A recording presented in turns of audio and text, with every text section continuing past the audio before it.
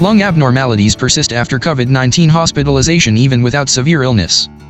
Among patients previously hospitalized with COVID-19, researchers estimated that up to 11% had fibrotic patterning, according to a study published in American Journal of Respiratory and Critical Care Medicine. The abnormal lung patterns observed in this study, which occurred among a substantial proportion of patients who did not require invasive oxygen therapy, may indicate lung damage characteristic of interstitial lung disease. According to an American Thoracic Society press release, this study highlights that people with persistent respiratory symptoms after infection should be followed closely for lung function impairments and radiological abnormalities. Iain Stewart, Ph.D. Advanced Research Fellow from Margaret Turner Warwick Centre for Fibrosing Lung Disease, National Heart and Lung Institute in Imperial College London, told Healio. In an interim analysis of the UK interstitial lung disease long COVID-19 study, Stewart and colleagues evaluated 209 follow-up thoracic CT scans from previously hospitalized COVID-19 patients, median age 58 years, 68.4% men, 68.9% white, from the post-hospitalization COVID study, FOSP-COVID, to observe abnormal lung patterns. Researchers then compared what they found from the CT scans to risk factors of 3,491 patients from that study without a CT scan in order to determine the risk for residual lung abnormalities. Patients included in the study were discharged by March 2021, with data gathered up until 240 days following their discharge. Researchers scored CTS for percentage of residual lung abnormalities, such as ground glass opacities and reticulations, specifically noting when a patient had more than 10% involvement of the lung. Patients with CT scans at a median of 119 days, interquartile range IQR, 83 to 155 days, following hospital discharge, researchers observed 166, 79.4%, out of 209 patients with a CT had residual lung abnormalities with greater than 10% involvement. When visually scoring the CTS, researchers found ground glass opacities impacted a mean 25.5% plus or minus 15.9% of the lung, reticulations impacted a mean of 15.1% plus or minus 11%, and residual abnormalities impacted a mean of 40.6% plus or minus 20.8%. 33 patients underwent a follow-up CT scan a median 161 days later, IQR, 109 to 187.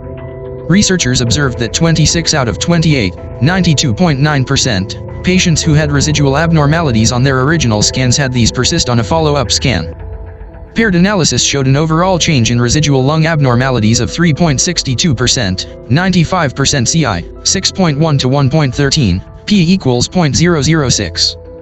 Results of a univariate analysis showed that demographic risk factors for residual lung abnormalities greater than 10% included male sex, RR equals 1.42, 95% CI, 1.17 to 1.77, and age older than 60 years, RR equals 1.22, 95% CI, 1.06 to 1.4. Clinical factors that heightened the risk for residual lung abnormalities included severe illness on admission that required continuous positive airway pressure, invasive mechanical ventilation or extracorporeal membrane oxygenation, with a relative risk of 1.4, 95% CI. 1.23 to 1.63, abnormal findings on a chest X-ray, with a relative risk of 1.4, 95% CI, 1.22 to 1.61, and a percent predicted diffusion capacity across the lung for carbon monoxide, ppDLCO, less than 80%, with a relative risk of 1.26, 95% CI, 1.02 to 1.58. Patients without CT scans. When evaluating the 3,491 patients without CT scans, researchers assessed their risk for residual lung abnormalities using three significant risk factors identified in the prior analysis: ppDLCO less than 80%, abnormal chest X-ray, and severe illness on admission. Researchers divided this cohort into risk groups according to how many indicators they met. 14 patients, 0.4%, met the thresholds for all three: very high risk. 143, 4.1%, met the thresholds for 2, high risk. 116, 3.3%, had either a ppDLCO less than 80% or an abnormal chest X-ray, moderate risk. 1,256, 36%, met illness severity alone, low risk, and 962, 56.2%, met none of the indicators, very low risk. When comparing the 273 patients who fell in the very high risk, and moderate risk groups with the 166 patients with more than 10% residual abnormalities on CT, Stewart told Healio that he and his colleagues found something surprising. 45% of people with abnormalities on CT compared with 44.3% of at-risk patients had no invasive oxygen therapy during admission, he said.